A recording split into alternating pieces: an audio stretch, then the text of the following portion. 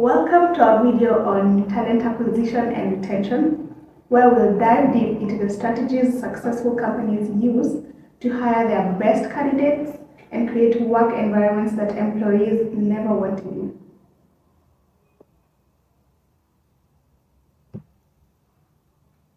Whether you're a startup trying to build a team or an established company looking to reduce turnover, this video will give you actionable insights to help you build a winning talent strategy from recruitment to long-term retention. Ready to transform your approach? Let's get started. We're here with new questions. We hope you enjoyed the ones from last week. In today's fast-paced business world, attracting and keeping the right talent is more critical than ever. But with competition for skilled professionals and at an all-time high, how do you ensure your company stands out? More importantly, how do you keep your top performers engaged, motivated, and loyal? Welcome to our video on talent acquisition and retention, where we'll take a deep dive into the strategies successful companies use to hire their best candidates and create work environments that employees never want to leave. Whether you're a startup trying to build a team or an established company looking to reduce turnover, this video will give you actionable insights to help you build a winning talent strategy from recruitment to long-term retention. Ready to transform your approach? Let's get into it. Hi. Hi. How are you? Very well. We're here with new questions. Okay. So the first one is, what are the key strategies top companies use to attract the best talent in today's competitive job market? Okay. First of all, they need to build a strong employer brand. What I mean is, how do employees view you, your own employees view you, and how do external potential employees view your company? So first of all, your company has to have a strong brand. In general, and then now you build a brand as an employer. So you need to be well known as having very key strategies in terms of workplace management. You have strong strategies in terms of talent management. You're known to treat your employees well. You're known to have benefits. You're known to have job stability. So those are the four things that employees look at when they're thinking about a brand. Another way to attract talent is to have very exciting job adverts, especially when you're trying to recruit employees. So those are the two main areas you're looking at: the employer brand and how you advertise your jobs. Great. How can businesses ensure they hire not just qualified candidates, but the right cultural fit for their organization? First is to define your own culture as a company. So you must understand the kind of person that thrives in your organization. Are they self-motivated? Are they, do they need to be managed or supervised to do their job, or do they self-manage, or do you have a collaborative work environment? Do you have trust and integrity as very key pillars for the organization? Or do you know that possibly the kind of people who thrive in your organization are people who think outside the box, or they're this kind of age? So if you've defined the culture for the organization, it becomes easier to find people who fit within that culture, because you're able to now evaluate with those things in mind, so that you're able to know, okay, first of all, yes, they are qualified, but then they would thrive in this environment. Okay. What are the biggest mistakes companies make during the recruitment process that cost them top talent? One, they don't research on what attractive packages look like. So if you're offering peanuts for a position that requires very top talent, then it becomes a challenge to recruit.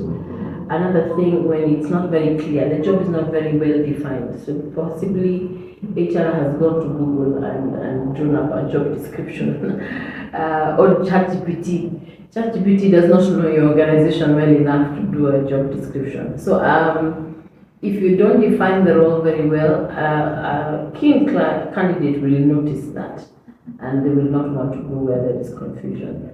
Another mistake they make also is not being very clear in terms of expectation on how long the job process will take, or the recruitment process will take, when do they expect the person to join. It's not very clear in terms of the process, so candidates who are high caliber tend to shy away from that. Okay. How can small and medium-sized businesses compete with larger corporations when it comes to attracting skilled professionals? Not everyone wants to work for a large organization. SMEs tend to offer more in terms of experience. So large organizations tend to have very piecemeal jobs. So you find someone whose job is just to stamp documents. But SMEs will give you a more wholesome learning experience. But the challenge with SMEs is that while you're triple hatching a particular job, you put in 3 or 4 job descriptions, you're not paying commensurate to the workload. So if you want to attract talent, you must give the talent what it is looking for. That means a proper pay package, a proper work environment. Just because you're small doesn't mean you need to be disorganized. So if you're organized, if you have processes and policies put in place, documentation that is very clear, then you're able to attract top talent. Why do employees leave, and what can companies do to retain their best talent for the long term? Employees leave people, to be frank.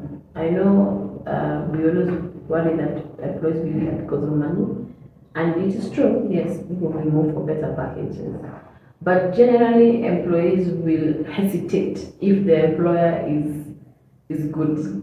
There's always the fear of going to someone else who will treat you badly. And I think for most human beings, stability is a key need. So before someone even moves for more money, if they're stable where they are, they will think twice. So think about how well or how poorly you're treating your people. If you're treating them badly, even if you're paying them top dollar, they will leave you.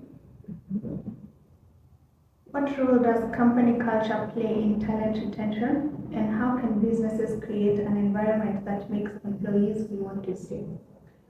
I think defining what matters to everybody or matters to the people who are in that company gives them a sense of belonging, gives them a sense of urgency towards the values of the organization. So what do I mean? So today, if I feel like at Janta we have a sense of family or a sense of belonging, or I believe in integrity because my company also believes in integrity, then I'm likely to live out those values in the organization. So it's important for every company to define what is important for the company and its people.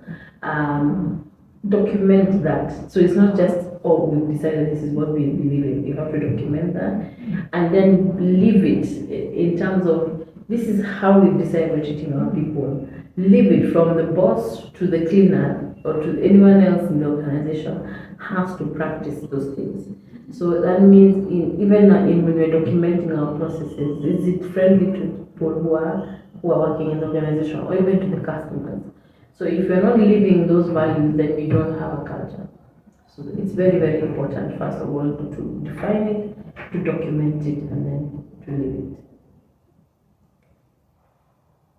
What are the most effective incentives or benefits that actually keep employees loyal and motivated? I would say a fair salary. I wouldn't say a high salary. I would say a fair salary. That means you have done your research, you've done your salary survey, and you know that you probably want to be at median or slightly on the upper quadrant. So a fair pay. But the benefits that I find matter most, especially depending on the age group you hire, things like medical are critical because everyone is worried about getting sick. And everyone is usually, most people say you're one paycheck away, one illness away from absolute poverty. So if you're able to provide that peace of mind that I can go to hospital, I think those are one of the things that matter most to employees.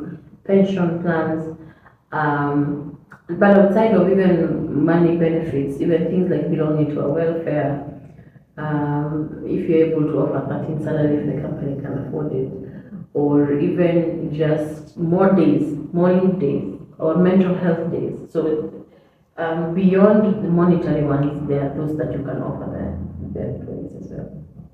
Great. How can employee development and career growth opportunities help you reduce turnover and increase engagement? I think the most common question we get, or common answer to the reason why are you leaving in your organization, why do you want to move from your job? Number one, I think, has to be growth. I think 80% of candidates answer that they are looking for growth. So if they're able to find growth within the organization, they will not have a reason to move. So you're having a well thought out career development plan for your employees, making sure that there's always a path for growth, and you're not keeping someone in one position for more than 2 to 3 years. They're able to see growth in what they do, especially on how they're valuing the organization. Are they now supervising more people, or are they added more responsibilities? So if you're not able to show the person that your value to the organization is also growing, then they're going to look for it elsewhere. What are some emerging trends in talent acquisition that companies should be aware of to stay ahead? I think of course the use of technology. We're moving away from receiving CVs going through one by one. But with the adoption of technology, we are looking at a situation where both the candidate and the employer are using technology. So if your candidate is also using AI to build their CV, it is going to be a catch-22 situation. So, but I think other than that, I think moving away from just thinking about qualifications as a criteria to hire, I think we are now moving quickly into hiring for attitude. Then we teach the skills. So also depending on the company budget for training. I think for me, character is what you want to hire for as opposed to skill sets. Especially if the positions are not very similar. So if it's at the first, second level, then you're able to hire more for character more than for the skill set. Okay. How can organizations build a strong employer brand that naturally attracts and retains top talent? Okay, one, you need to fix your internal issues. We've seen too many times where companies are being awarded for employer brands and we know they have problems internally. So I think first of all, fix your internal issues. Do your own HR audit, see where issues are coming up in terms of compliance, in terms of employee satisfaction, in terms of performance management, how you're handling it, how you're handling things like disciplinary, how you are structuring the processes for how they're doing the work, and all those other issues that come up when you're handling employees. If you clean house, then now you're able to now build a brand. If you now decide, okay, we want to be known to be a fun environment to work. So, for example, I think the first thing Google did is they came and they had beds in the in the workspace. I think before that, no one had heard of things like that, or games within the office space and things like that. You want to be known for being a fun workplace. That is okay. Then make sure that your potential employees can either come and experience that, or they can see it either through various media. Make sure you're participating also in competitions around surrounding employer brand. I think that is the quickest way to be known for being a good employer. Okay. Thank you so much for watching. That's all the questions we have today. Please like, share, and subscribe. And stay tuned for more insights in the days to follow.